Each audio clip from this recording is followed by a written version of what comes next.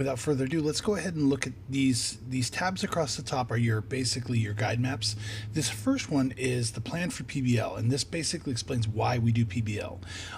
I start with a video here. Putting on the Ritz is a video of Stephen Ritz, who's my biggest fanboy. I love that man.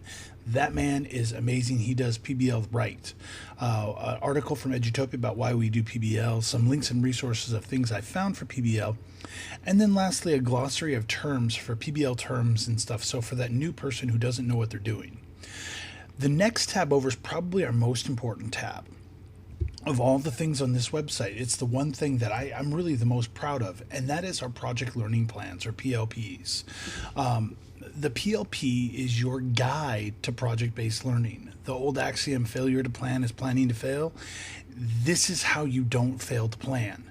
And so we have two PLPs here. We have our project-based PLP, which is going to take you through the project side of it. Those are for your humanities, your science classes, and some math. And then you also have your problem-based, which is more your math one.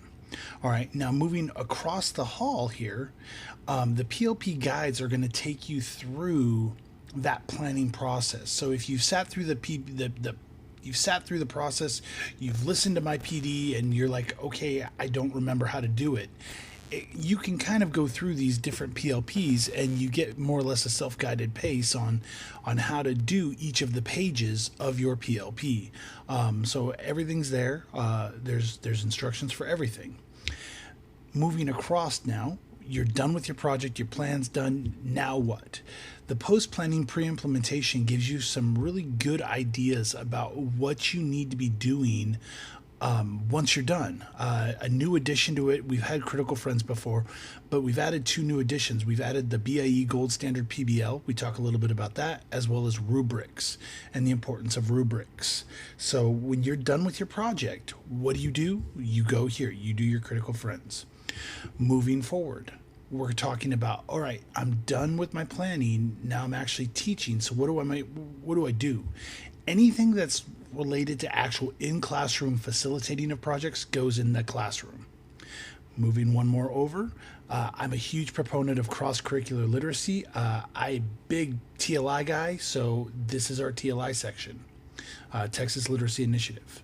Moving forward again, down below, video tutorials. We have pretty much everything. So all of these videos are housed here. The PBL podcast, which is our weekly podcast. We did 33 shows last year. I'm looking to do 33 again this year, as well as the knowledge base, which is the blog, which I update when I have something to say. So this is all your media, everything that I produce in-house.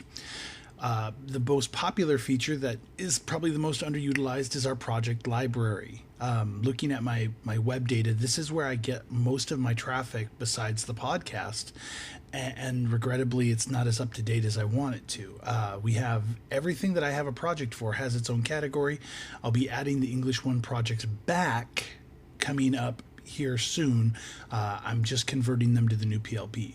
And then lastly, we have a news section, which is our PBL PD, which every time I do a PD, I'm going to include an agenda and resources that we use for that PD. So that goes right there. And this is our website. This is everydaypbl.org.